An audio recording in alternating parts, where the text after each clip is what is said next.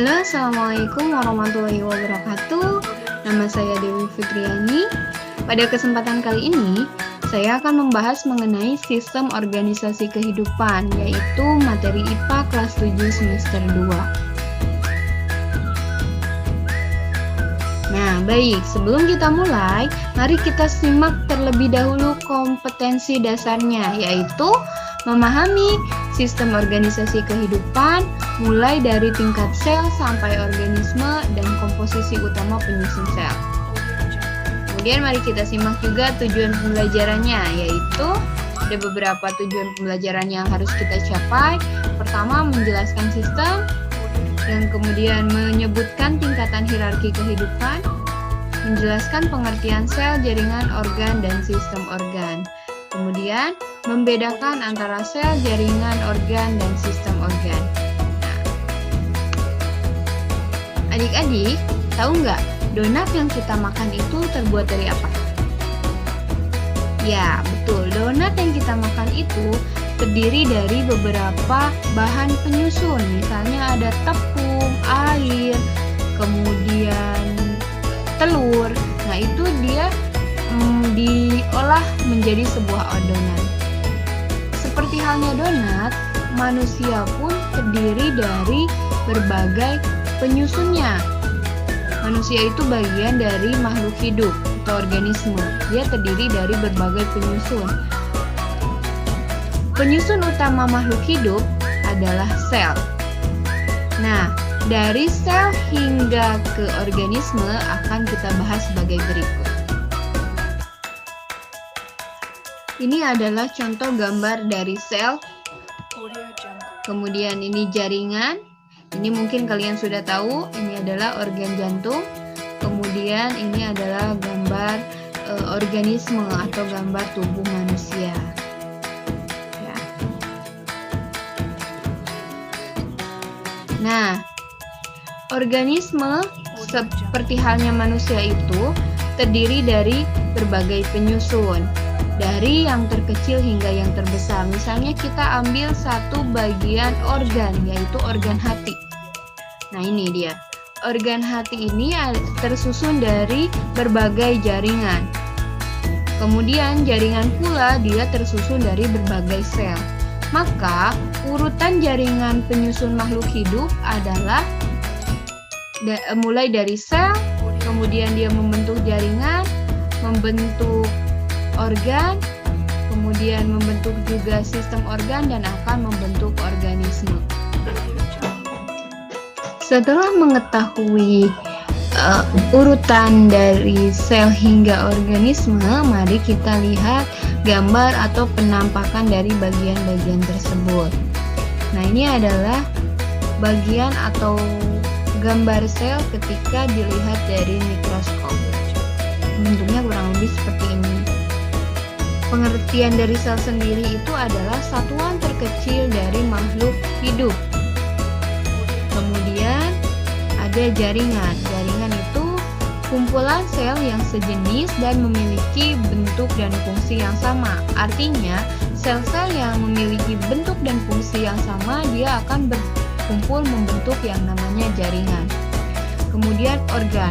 Organ adalah kumpulan jaringan berbeda bentuk dan fungsi. Artinya, organ ini terdiri dari berbagai jenis jaringan. Kemudian, ada yang namanya sistem organ. Sistem organ ini adalah kumpulan organ yang saling bekerja sama melakukan fungsi tertentu.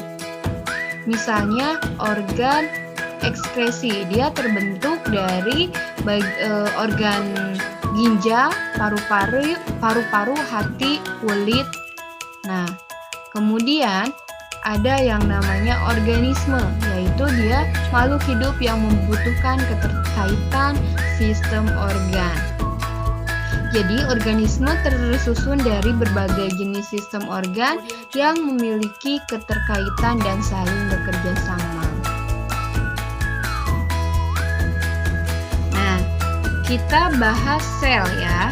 Tadi sudah disebutkan kalau sel itu adalah satuan terkecil dari makhluk hidup. Meskipun sel ini merupakan unit terkecil dari makhluk hidup, dia memiliki fungsi dan peran yang sangat penting. Dia juga bisa melakukan proses metabolisme. Nah, baik, kita bahas. Sel ini terbagi menjadi dua, yaitu sel eukariotik dan sel prokariotik. Sel eukariotik adalah sel yang memiliki membran inti. Contohnya amoeba, alga merah, jamur, tumbuhan, hewan, serta kita, manusia.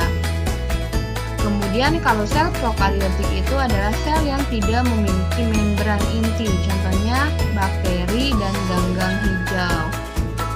Bagian sel eukariotik terdiri dari beberapa bagian, yaitu membran sel, sitoplasma, organel, dan inti sel. Nah, kemudian sel juga terbagi menjadi dua, ada sel hewan dan sel tumbuhan. Mari kita lihat apa persamaan dan perbedaannya. Ini adalah gambar dari sel hewan. Sel hewan ini biasanya dia berbentuk bulat, ada lagi beberapa bentuk yang lain. Dan biasanya dia bersifat lebih elastis. Kenapa lebih elastis? Nanti kita bahas. Sel hewan memiliki beberapa bagian, yaitu inti sel, kemudian membran inti, dan organel sel.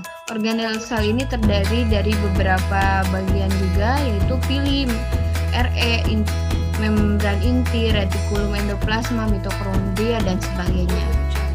Nah, kemudian kita lihat sel tumbuhan. Nah, ini adalah contoh sel tumbuhan. Dia biasanya berbentuk tiang, kotak, atau tidak beraturan. Dan sel tumbuhan dia memiliki bagian yang lebih kaku. Kalau tadi sel hewan itu dia elastis, kalau sel tumbuhan itu dia cenderung kaku. Kenapa? Karena ada di bagian terluarnya dia memiliki dinding sel. Nanti selanjutnya juga kita akan bahas ya. Tapi persamaannya adalah dia juga memiliki beberapa bagian dan memiliki organel sel penyusunnya. Hanya ada beberapa perbedaannya. Nah, ini adalah bagian terluar dari sel tumbuhan, yaitu namanya dinding sel yang bisa kita pegang dan bersifat keras. Itu dia bersifat kaku karena disusun oleh dinding sel. Di dalamnya disusun lagi beberapa bagian seperti ini sama.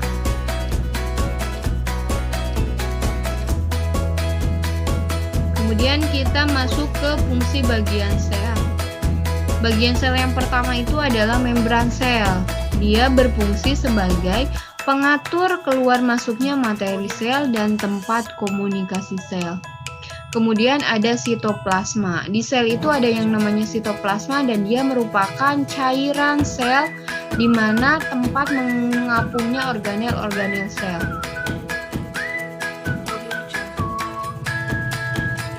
Kemudian fungsi bagian sel yang kedua itu yaitu inti sel. Inti sel ini adalah pusat aktivitas sel. Dia memiliki materi genetik, DNA, dan protein. Dia juga berfungsi sebagai tempat reproduksi sel. Nih, inti sel biasanya dia di tengah dan bulat. Kemudian fungsi bagian sel yang ketiga itu adalah organel sel. Organel sel ini terdiri dari beberapa bagian. Ada ribosom, RE, badan Golgi, mitokondria, dan sebagainya.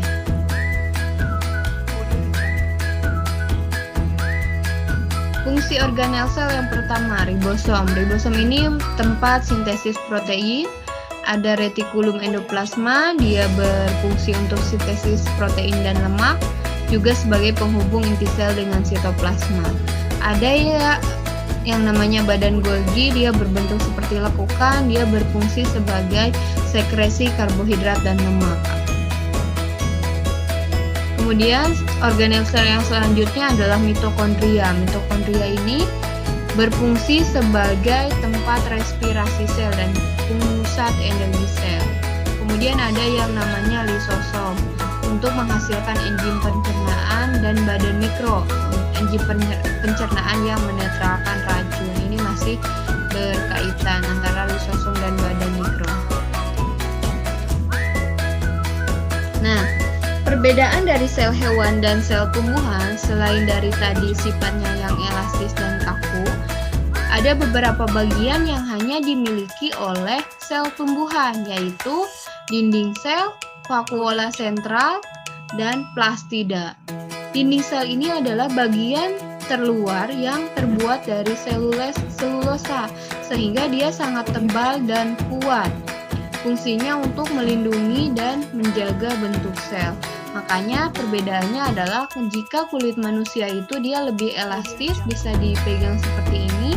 Jika kulit tumbuhan atau dinding tumbuhan itu tidak bisa, dia bersifat kaku dan keras. Kemudian ada yang namanya vakuola sentral. Dia berisi cairan protein, mineral, dan cadangan makanan. Kenapa tumbuhan memiliki vakuola sentral?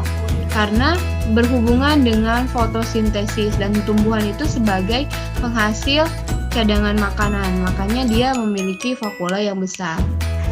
Kemudian ada plastida atau nama lainnya kloroplas, di mana kloroplas ini berisi klorofil, zat hijau daun, yang berfungsi sebagai tempat fotosintesis. Ini mengapa tumbuhan bisa melakukan fotosintesis, karena dia memiliki kloroplas.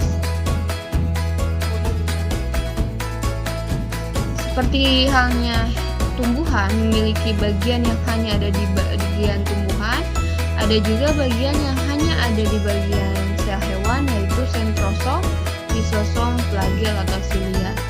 Sentrosom ini berfungsi untuk mengatur arah sel, sedangkan lisosom berfungsi untuk menghasilkan enzim pencernaan untuk mencerna berbagai materi berbahaya. Kemudian ada yang namanya flagel atau silia. Flagel ini adalah alat gerak sel, sedangkan silia selain dia sebagai alat gerak sel, dia juga berfungsi untuk menyaring kotoran, debu, dan menyerap sel makanan. Nah, bentuk-bentuk sel. Sel hewan ini memiliki bentuk yang lebih variatif. Ada bulat, pipi, bikonkav, dan lain sebagainya. Sedangkan sel tumbuhan ini dia lebih kaku, berbentuk persegi panjang, batang atau tiang, dan tidak beraturan. Nah, mari kita lihat bentuk sel hewan. Ini adalah contoh dari sel darah merah, di mana dia berbentuk cakram atau bikonkav. Kemudian ini adalah gambar sel saraf. Dia contohnya bentuknya berbentuk pipi berserabut. Kemudian ada sel otot, dia berbentuk gelondong. Ada juga yang berbentuk pipi, kubus, dan silinder, lebih variatif. Sedangkan kalau sel tumbuhan ini biasanya dia berbentuk tiang atau batang, contohnya seperti ini, yang tidak beraturan seperti ini. Kemudian ini ada yang berbentuk pipa. Itu perbedaan dari bentuk sel dan sel hewan dan sel tumbuhan. Oke, mari kita kerjakan soal berikut ini. Silahkan di buku tulis kalian kerjakan soal berikut. Yang pertama, jelaskan apa yang dimaksud dengan sel. Yang kedua, sebutkan urutan hierarki kehidupan dari yang terkecil hingga yang terbesar. Kemudian yang ketiga, buatlah tabel perbedaan sel hewan dan sel tumbuhan.